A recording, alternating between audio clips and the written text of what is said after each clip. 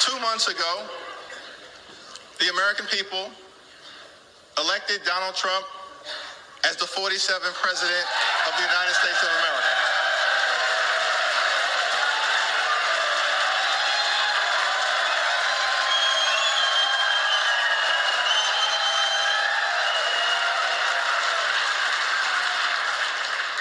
Thank you for that very generous applause. It's okay. There are no election deniers on our side of the aisle. You see,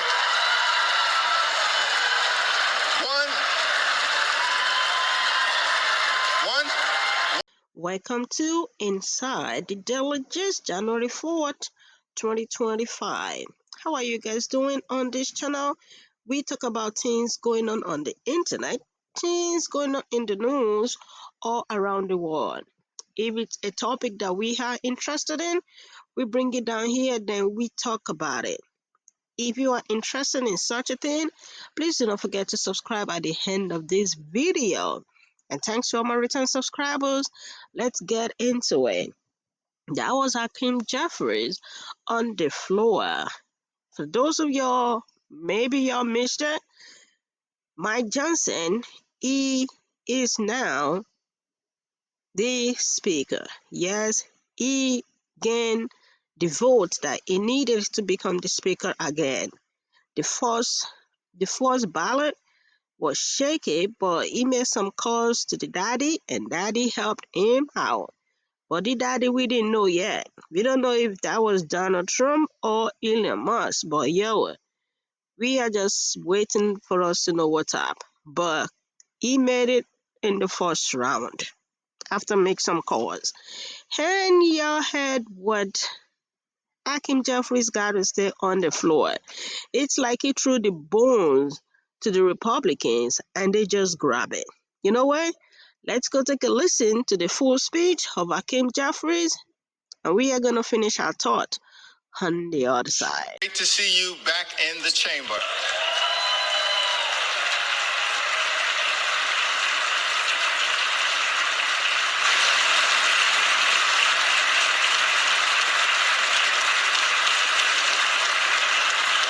Clark, Chairman Aguilar, thank you for your kind and generous words of nomination. To my colleagues in government, new members of Congress, families, friends, all those assembled. It's a high honor and a distinct privilege to welcome you to the People's House and the 119th Congress. The Bible teaches us in Ecclesiastes, the 3rd chapter, 1st verse, that for everything there is a season and a time for every matter under heaven. It's fair to say that in a democracy, there's a time to campaign and a time to govern. The election is over. This is a new Congress. The American people need us as their elected representatives in this season to put down our partisan swords and pick up bipartisan plowshares. Time for us to come together, not as Democrats or Republicans, but as Americans, to get things done for the people. In that spirit, House Democrats will work hard to find bipartisan common ground with our Republican colleagues and the incoming administration on any issue, whenever and wherever possible, in order to make life better for everyday Americans. For far too long in this country, the cost of living has gone up, but the size of the middle class has come down. Housing costs are too high. Grocery costs are too high. Child care costs are too high. Insurance costs are too high. Utility costs are too high. America is too expensive. There are far too many people in this great country who for decades have been struggling to live paycheck to paycheck. That is not acceptable in the wealthiest country in the history of the world. We need to build an affordable economy for hard-working American taxpayers, and we need to build it now. It's time for us to come together and finally lower the high cost of living in the United States of America once and for all.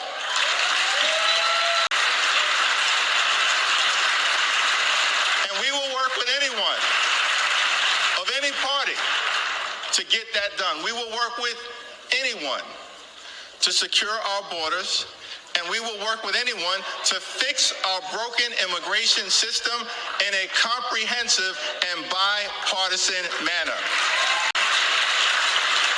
At the same period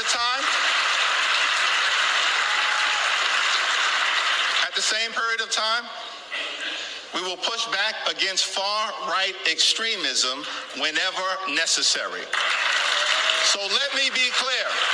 Social Security and Medicare are not entitlement programs. They are earned benefits.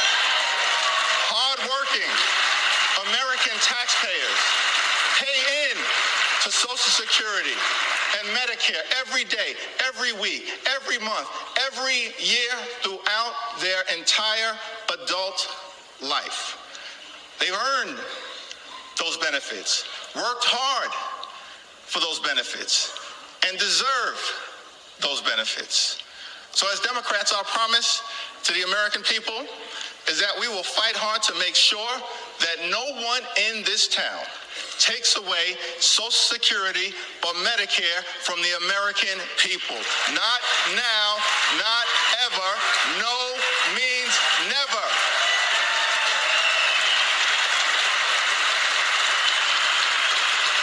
Our position is that it is not acceptable to cut Social Security, cut Medicare, cut Medicaid, cut veterans' benefits, or cut nutritional assistance from children and families in order to pay for massive tax breaks for billionaires and wealthy corporations. House Democrats will fight hard to protect working class Americans and the things that matter to them, not the wealthy, the well-off, and the well-connected. Keep your hands off Social Security and Medicare. Over the last 4 years, it's been a great honor for us to work alongside President Joe Biden and Vice President Kamala Harris, whose administration rescued the economy from a once-in-a-century pandemic, delivered historic infrastructure investments, created more than 15 million good-paying jobs, enacted common-sense gun safety legislation for the first time in 30 years, provided life-sustaining health insurance to veterans suffering from toxic exposure, championed the largest investment in combating the climate crisis in the history of the world, which we will defend, and brought down the high price of life-saving prescription drugs for millions of Americans. Thank you, President Biden and Vice President Harris, for your powerful, principled, and purposeful public service. Thank you.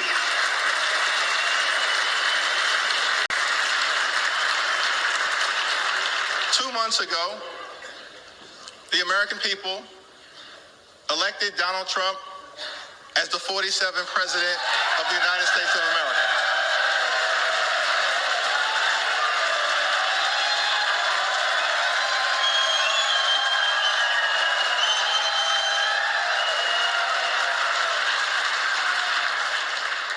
Thank you for that very generous applause. It's okay. There are no election deniers on our side of the aisle. You see, one would love America, One should love America when you win and when you lose. That's the patriotic thing to do, and that's the America that House Democrats will fight hard to preserve because we love this country. America is bigger than any one campaign, any one election, or any one individual. America, the land of the free and the home of the brave. Let us never forget that our country is free, not simply because we are strong. America is strong because we are free. That freedom is now under assault. There are some in this country who apparently believe that the freedom of economic opportunity that made them wealthy should not apply to everyone else.